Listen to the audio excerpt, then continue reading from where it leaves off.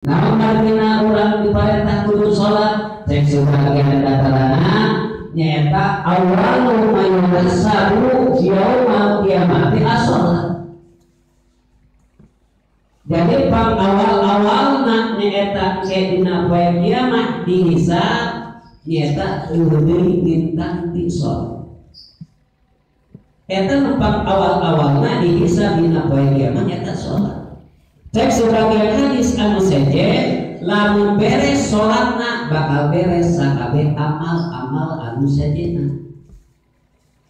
Lamun urang beres urang dina sholatna hartina rusak sholatna kadituna cek sebagian kataran rusak sakabeh amalna.